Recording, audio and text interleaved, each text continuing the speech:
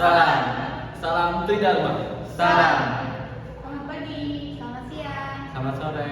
Selamat malam. perkenalkan kami dari kelompok 11 Pancasila yang beranggotakan saya Hana Maria Nabila dengan NPM 156. Saya Nisa Dewi Ramadhani dengan NPM 152. Saya Regi Wisnu Mulana dengan NPM 211. Saya Iqbal Khadafi dengan NPM 225. Di sini kita akan memaparkan opini yang bertema Pancasila sebagai paradigma pembangunan dan aktualisasi Pancasila dalam Tridharma Perguruan Tinggi. Selamat menyaksikan.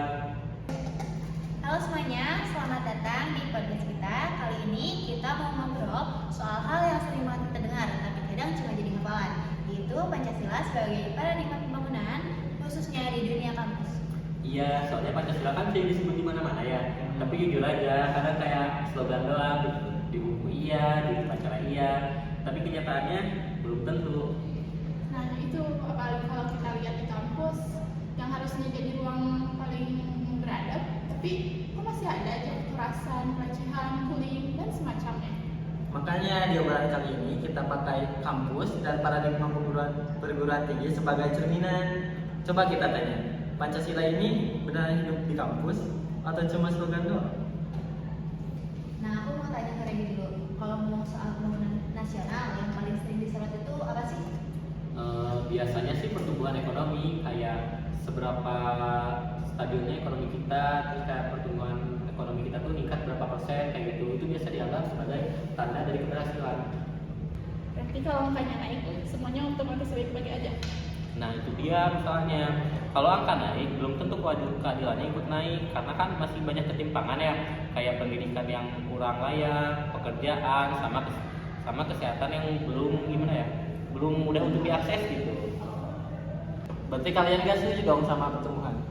Bukan gitu, pertumbuhan itu penting, tapi belum cukup. Kalau dalam sudut pandang Pancasila, pertumbuhan itu harus jalan bareng sama kemanusiaan dan keadaan sosial gitu. Tapi kalau cuma ngejar angka doang, masih banyak gitu orang yang tertinggal, yaitu artinya orientasi kemanusiaannya lemah.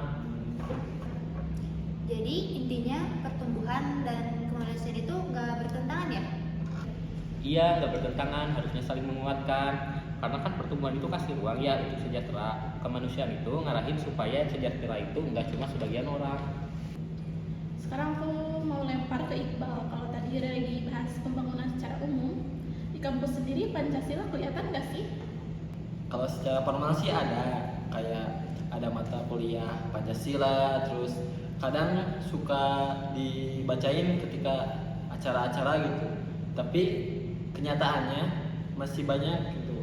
Ada senioritas, kekerasan, pelecehan sama pembulian.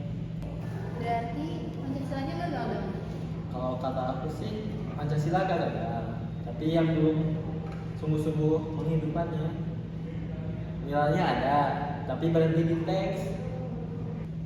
Terus gimana sama argumen yang bilang kalau negara lain juga banyak kekerasan, padahal mereka berpakai Pancasila? Benar sih, negara lain juga punya masalah. Bedanya, mereka nilai dengan standar mereka sendiri, sedangkan kita di Indonesia menilai dengan Pancasila. Jadi ketika ada kekerasan di kampus, pertanyaan kita bukan negara lain juga kok, tapi dengan Pancasila sebagai dasar, kok hal kayak gini masih terjadi di ruang pendidikan? Itu alarm bahwa nilai Pancasila belum kuat dihidupkan. Sekarang ke Kana. Kan Tridharma Perguruan Tinggi itu sering kita dengar. Nah, menurut kamu, apa hubungannya sama Pancasila? Tridharma itu kan pendidikan, penelitian, pengabdian kepada masyarakat ya. Kalau dijalankan secara serius, sebenarnya nyambung banget loh sama nilai Pancasila. Pendidikan biasanya bisa membentuk manusia yang berkemanusiaan dan beradab. Penelitian bisa peka sama masalah ketidakadilan. Pengabdian bisa jadi wujud gotong royong dan keadilan sosial. Tapi realitanya gimana? Realitanya seringkali Tridharma jadi lebih administratif. Yang penting lulus lah, yang penting ada jurnal, yang penting ada laporan pengabdian lah. Sementara nilai kemanusiaan kadang kalah sama kepentingan nama baik, gengsi, atau target formalitas. Termasuk dalam menangani kasus kekerasan di kampus. Iya, harusnya kalau Pancasila dan Tridharma benar-benar dihidupkan, kampus jadi ruang aman. Kalau masih ada korban yang takut ngomong, pelaku dilindungi atau kasus disapu rapi demi citra kampus itu menunjukkan bahwa Tridharma belum jadi solusi nyata. Berarti yang kalian bilang lemahnya aktualisasi Pancasila dalam Tridharma itu bukan menyalahkan Pancasila, tapi nunjukin kalau fungsinya sebagai solusi itu belum maksimal. Persis, nah iya benar, tapi pelaksanaannya belum nyampe. Sekarang aku mau nanya ke Nisa, posisi kita soal Pancasila ini apa gitu? Masih percaya atau udah jadi pesimis? Masih percaya? Karena masih percaya, makanya dikritisi. Pancasila itu kita anggap sebagai kompas, bukan stempel bahwa semua kebijakan sudah beres. Jadi selama ada kekerasan, ketimpangan, dan ketidakadilan, itu bukan bukti Pancasila gak berguna, tapi bukti bahwa tugas menghidupkan Pancasila belum selesai. Ya, menurut aku kampus punya peran besar di situ. Kalau di kampus aja nilai kemanusiaan sama keadilan gak kuat, gimana mau dibawa ke masyarakat yang lebih luas? Berarti PR-nya bukan cuma klaus sila-sila, tapi bikin Tridharma beneran jadi cara menjalankan Pancasila.